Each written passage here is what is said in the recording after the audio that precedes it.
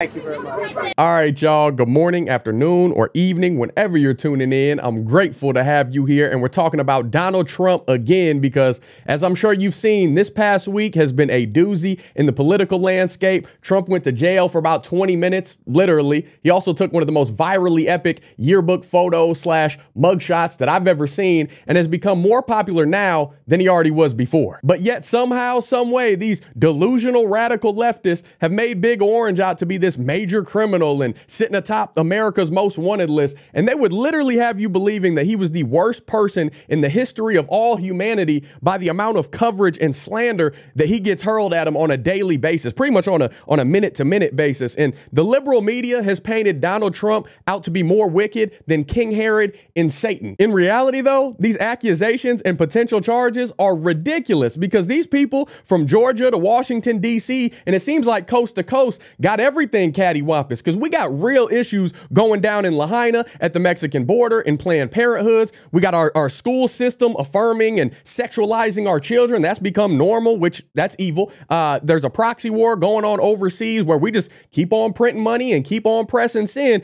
But these liberals are so hell-bent on dragging this one man's name and his entire family through the mud because what? Because he questioned some election results? Are you kidding me? I mean, seriously, anyone with eyes that can see, and you don't even have to have two of them, just anyone with one eye could pick up on that entire scenario in 2020.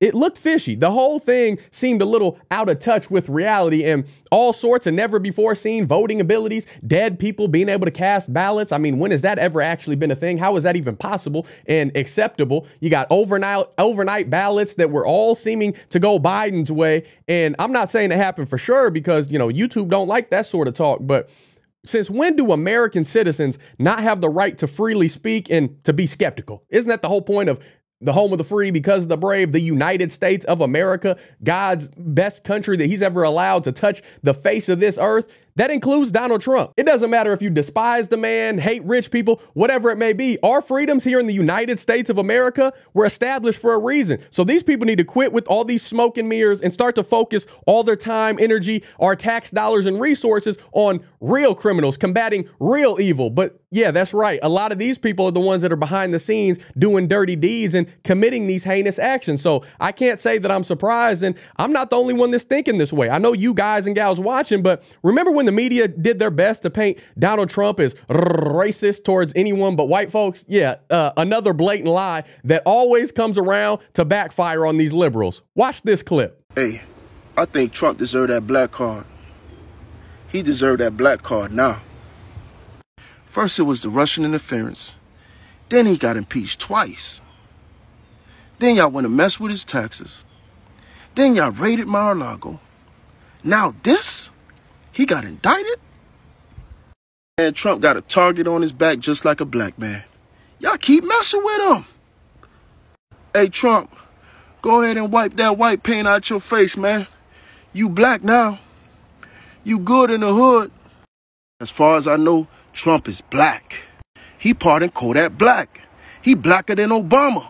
See, I remember Bush Sr. All he gave was war and prison time. Clinton, he told everybody he smoked weed, played the saxophone. Bush Jr., 9/11, war. Obama, more prison and a new gender. Trump, money, money, money. Biden, war, recession. The last time I voted Democrat was in 2008, and he betrayed us. But now, 18 more months from now, hey, Trump, you got my vote. Oh, but wait, there's more. These libbies are resilient when it comes to old Donnie boy. They don't just back down and bow out if plan A or plan B doesn't pan out. Oh, no, they got a lot more in the tank, and especially not after they see how Trump's poll numbers are crushing everybody else in the GOP. Absolutely dominating the field, and how he actually raised $7 million more after his mugshot in Atlanta. After that was released, people loved it. It just couldn't have went worse for these liberals, and they got that Trump derangement and that little quivering feeling start to creep back up. So they're going to try everything in their power to disqualify and stop him from that White House. Take a look at this. Former President Donald Trump is facing a growing list of legal challenges, and now election advocates say a constitutional amendment shows that he shouldn't be allowed to run for office. I believe in the Constitution. Politics can be messy, but before party or any one candidate comes one thing for lawyer and former U.S. Senate candidate Corky Messner, and that's loyalty to the U.S. Constitution. I took an oath to defend the Constitution against all enemies, domestic and foreign. It's that devotion that sparked Messner to join a choir of election advocates who say former President Donald Trump may be ineligible to run for office because of Section 3 of the 14th Amendment, which states that a public official can't hold office if they were involved in an insurrection. Some argue that Trump's alleged efforts to overturn the 2020 election prove that. I think we need to make sure that he is in fact qualified. Messner, who was endorsed by Trump when he ran for office in 2020, is bringing in a New Hampshire-based lawyer and financing the legal challenge himself. On Friday, he met with Secretary of State David Scanlon, who's now figuring out if there's an argument to move forward. When somebody makes a reasoned argument about what those provisions mean, I feel an obligation to at least listen to them. He says a decision like this should be made on facts and not politics. A decision of deciding that somebody is not qualified to run for president is extraordinary, and it really has to be treated with that degree of importance.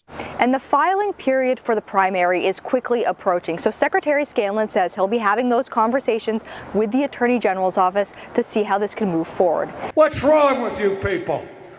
Oh my, an insurrection and a rebellion? Oh, the world just came crashing down, didn't it? The one person that was killed, God rest her soul, Ashley Babbitt, she was a Trump supporter. I wonder who had her killed, potentially. I don't want to, stir up any theories, but you never know. I mean, does anybody remember anything else that happened to make J6 seem like D-Day? Because I don't get it. I'll tell you, nothing. Nada. From my viewpoint, from my lens, I don't see anything. And you can't even blame Donald for any of it. I mean, he literally sent out a tweet that said to protest peacefully and patriotically. I know we live in some confusing times, but on what planet does that entice violence and signal supporters to go act a fool? Peaceful, patriotic. There couldn't be any more plain layman's terms than that. But celebrities, entertainers, athletes, all of those people back in the day could promote peaceful protests that actually resulted in completely burnt down destruction of cities and tons of people actually harmed and actually killed.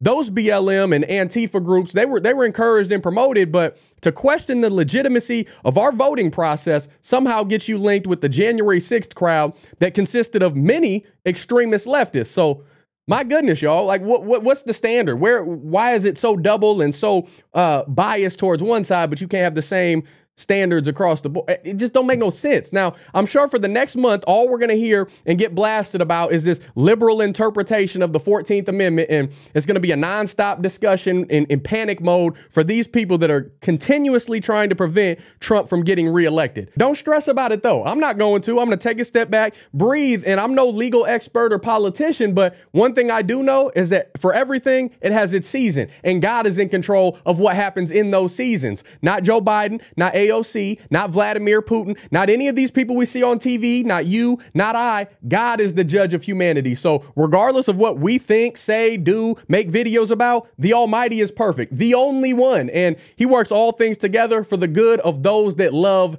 him. So in the meantime, just to wrap this up and give some perspective, we need to continue to pray for this country, pray for this world, and pray for anyone that's still lost and a slave to sin, that they reach repentance and put their complete faith in Jesus Christ as Lord and Savior. Because once you're saved, once you have eternal salvation, you don't worry about all this mess going on. You'll be able to endure with peace of mind, and you'll be able to have anticipation for what's to come when the Lord returns again. And that could be any time now. So you better make sure that you're on the righteous path. But what do y'all think about all this? Are you paying attention to it? Do you think Trump is innocent, guilty? Do you think Biden and his family got some explaining to do? Do you not even pay it any mind because you know, like I do, that God's in control? But I like to talk about it and give some different views that I don't see on the media. And that's why I discuss things like this. But I would love to hear your thoughts. Comment them down below. Let's keep this conversation rolling. Don't forget to like this video by smashing the thumbs up button down below. Subscribe if you're not already. family. Ring the notification bell so you get notified anytime I post a video, just in case YouTube forgets to let you know. I appreciate you. I love y'all for doing so. If you want to take it a step further, you like what we're doing over here, you want to show a little extra love and support, by no means do you have to, but you can get awesome designs like this Godfidence, knowing I can't, but he can. These designs are made over my wife's Etsy store by her, customized in-house, all of that. Insulated tumblers, petite teat, small sizes to big and hefty for the 5X folks out there. All different sizes and colors. Like I said, we don't discriminate. We appreciate y'all. It goes a very long way in allowing me to continue to do what I do. All my other links are down below in the description section. Shout out to the Patreon, Buy Me a Coffee fam. Anybody who's ever joined the Gibson family on YouTube by hitting that little join button and becoming a member, I'm so grateful for y'all. I can't thank you enough and put into words and context just how appreciative I am for you guys showing up every single video and allowing my freckle face to rant at you. I just love y'all so much, and I'm going to go ahead and wrap this thing up. I'll be praying for you. Until next time, Godspeed. I'm gone.